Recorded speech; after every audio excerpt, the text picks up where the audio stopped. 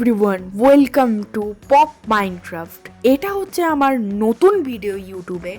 আজকে থেকে আমরা শুরু করতে যাচ্ছি মাইনক্রাফটের নতুন জার্নি। সর্বপ্রথম তো আমরা আগে একটা ওয়ার্ল্ড ক্রিয়েট করে নেব। এখানে আমার ওয়ার্ল্ডের নাম হবে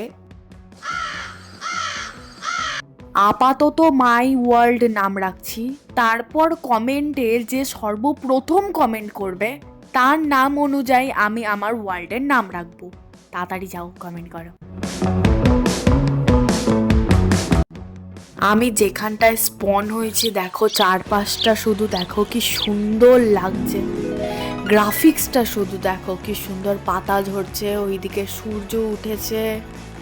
আর এখানে আমি একটা জায়গায় আছি যেখানে আমি ছাড়া আর কেউ নেই। এখানে একটা কচ্ছপ বন্ধু শুধু আছে। এই, তুই আমার সাথে থাকবি? আমি আনুয়ান কারোর সাথে কথা বলতে ভালোবাসি না। ওটা কি হয়েছে বলে বন্ধুরা, আমরা অন্য কোনো একটা বন্ধু পাবো, তাই না? কচ্ছপটা আমাদের সাথে ওরকম করলো তো, তাহলে সর্বপ্রথম আমরা একটা বন্ধুই খুঁজবো। যতক্ষণ না বন্ধু খুঁজে পাবো না ততক্ষণ থামবো না। Justice for me. চলো তাড়াতাড়ি বন্ধু খুঁজি। ওই তো দূরে একটা বন্ধু দেখতে পাচ্ছি, আজকে একে বন্ধু করবই। কি বললি? তুই বন্ধু হবি না? আয়, তো তুই শেষ। কোথায় যাচ্ছিস? এদিকে আয়, এদিকে আয়, মারি তোকে। আয় এদিকে আয়, আয় এদিকে আয়, এদিকে আয়। তোর মাংস খাবো আমি আজকে। আজকে আমি রেগে গেছি। আয় এদিকে। বন্ধু শেষ, এবার সবাইকে মেরে বেড়াবো। মাইনক্রাফটের নিয়ম হলো প্রথম গাছ কাটা। আমি নয় আমার বন্ধুকে মেরে তারপরেই গাছ কাটছি। রাখি তো হলো, রেডিও গাছ তো আমি কাটছি।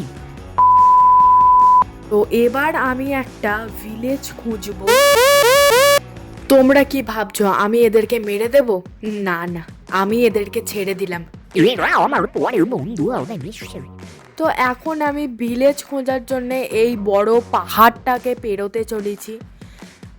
এর উপরে চড়তে চলেছি। কেন জানি না, কিন্তু চড়ছি। হ্যাঁ, কিসের জন্য আমরা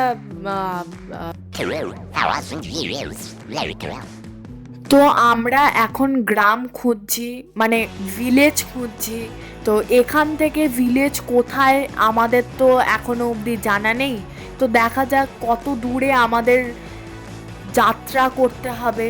হ্যাঁ, যাত্রা।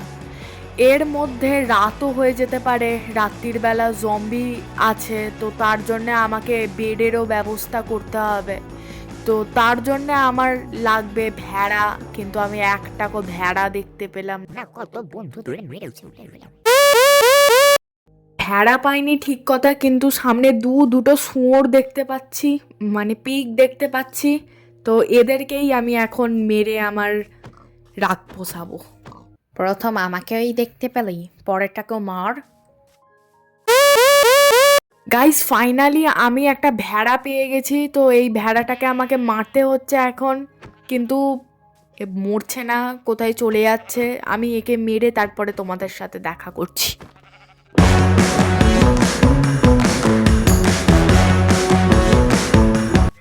দেখো বন্ধুরা, আমার হাতে এখন একটা উল।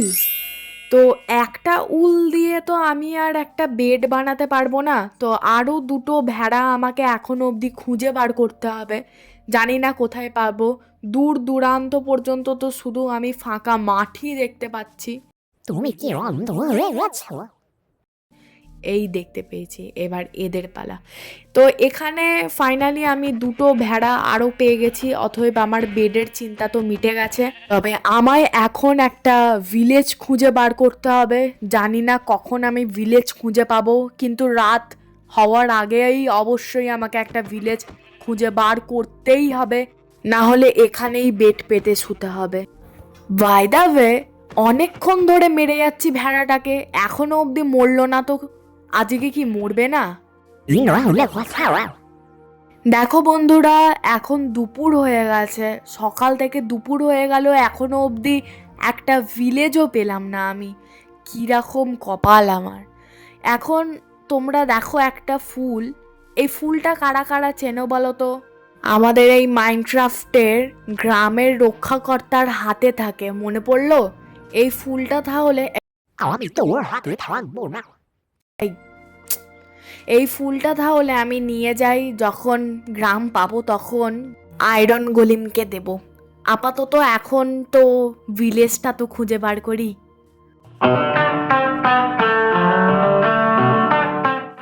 আমি অনেকক্ষণ ধরে হেঁটেই চলেছি একটা বায়োম ছেড়ে আরেকটা বায়োমে চলে। না না, বেঁচে গেছি বন্ধুরা, কিন্তু আমার সাথে কেন এমন হয় আমি বুঝি না। তো যাই হোক, এখান থেকে বেরোনো যাক। এরপর আমি আমার পা দিয়ে এই সমস্ত জায়গা চড়তে চড়তে সমস্ত পশু পাখিকে মারতে মারতে আমি অবশেষে একটা আইল্যান্ডে এসে পৌঁছেছি, যেটা তোমরা এখন দেখতেই পাচ্ছ। কেন আমার সাথে কেন এমনটা হয়?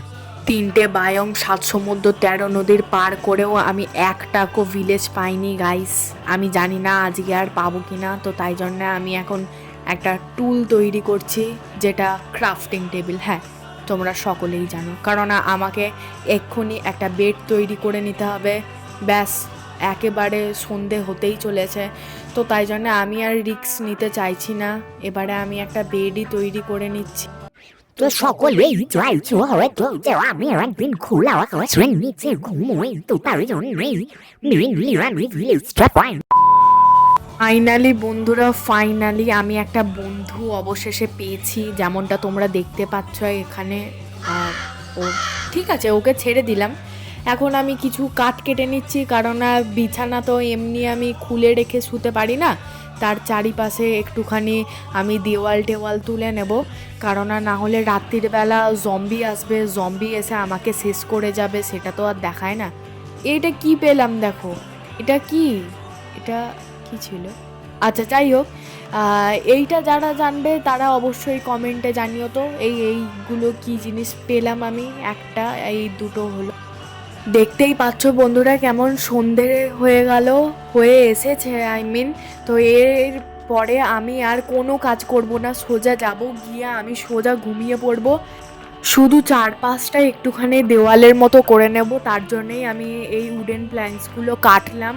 এরপরে আমি এগুলো দিয়ে একটা একটা করে কাঠ তৈরি করে নিচ্ছি, যেমনটা কাঠের গুঁড়ি, তো এই জিনিসটা তৈরি করার পরে আমি একটু দেওয়ালের মতো গার্ড করে নেব, তারপর সোজা ঘুমিয়ে পড়বো। ঘুম থেকে উঠে কালকে আবারও ভিলেজ খোঁজার জার্নি শুরু করব।